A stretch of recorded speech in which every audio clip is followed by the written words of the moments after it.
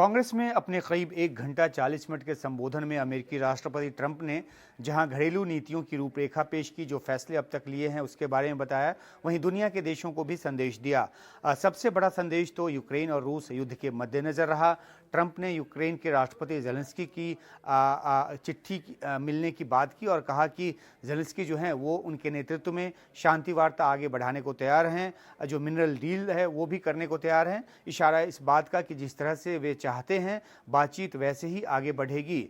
जहां तक रूस का सवाल है तो ट्रंप ये दिखाने की उन्होंने कोशिश की है कि कैसे वे यूक्रेन को अपनी शर्तों पर तैयार कर रहे हैं और दूसरा पक्ष क्योंकि रूस का है, यूरोपीय देशों को लगता है कि ट्रंप रूस के पक्ष में झुके हुए हैं और यूक्रेन को झुकाने के जरिए रूस को उनका सीधा संदेश है कि युद्ध रुकवाने के लिए वे किस तरह से साम दाम दंड भेद हर तरीका जो है वो अपना रहे हैं।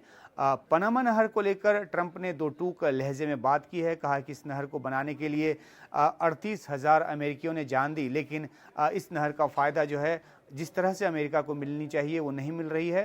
उन्होंने नहर के दोनों तरफ के पोर्ट को अमेरिकी कंपनियों के हाथों खरीदे जाने की जो बात है वो की और जाहिर सी बात है कि वे इसे चीन के प्रभाव से मुक्त कराने की उन्होंने ठान ली है और उसी दिशा में वो आगे बढ़ रहे हैं। इस बात का जिक्र जो है उन्होंने कांग्रेस के अपने संबोधन में किया।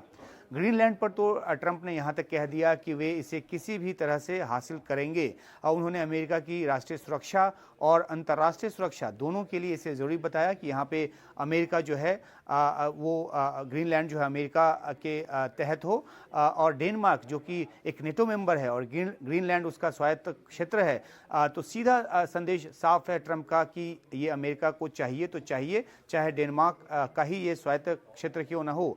कांग्रेस के संबोधन में ट्रंप ने भारत का भी जिक्र किया। कहा कि भारत बहुत टैक्स लगाता है, ये बात पहले भी कई बार वो कह चुके हैं।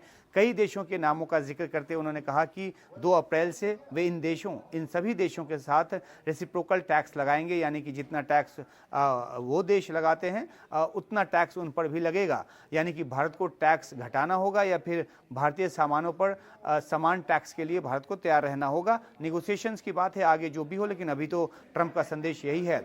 चीन को लेकर ट्रंप का रवैया बहुत ही सख्त रहा है। वे चीनी सामान पर 10% अतिरिक्त टैक्स का ऐलान कर चुके हैं और ट्रेड वॉर का एक जो संदेश है वो दे चुके हैं।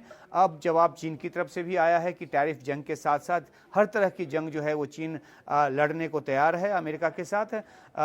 एक अहम बात कनाडा और मेक्सिको को लेकर भी ट्रंप ने कही। 25% टैक्स दोनों देशों के खिलाफ वो लगा चुके हैं।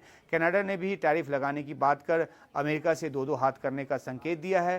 ट्रंप ने अपने भाषण में पाकिस्तान को शुक्रिया कहा क्योंकि पाकिस्तान ने अमेरिका को उस आतंकवादी को पकड़ने में उसकी गिरफ्तारी में मदद की जिसने 2021 में काबुल धमाका कर 13 अमेरिकी सैनिकों को मार डाला था। हालांकि इसके ज़रिए अमेरिका ने पाकिस्तान को ये संदेश भी दिया कि उसे आतंकवाद के खिलाफ सतत कार्रवाई करनी चाहिए। वो इसलिए क्योंकि पाकिस्तान आतंकवादियों की पनाहगाह बन गया है जिससे पूरे क्षेत्र को खतरा पैदा होता है। हालांकि पाकिस्तान ने इस मौके का इस्तेमाल अपनी पीठ थपथपाने के लिए किया है। तो कुल मिलाकर दुनिया के कई देशों को राष्ट्रपति ट्रंप ने अपनी तरह से संदेश देने की कोशिश की है और साथ ही एक नए जो विश्व व्यवस्था है उसको बनाए जाने की दिशा में किस तरह वो कदम बढ़ा रहे हैं इसका भी इशारा उन्होंने किया है।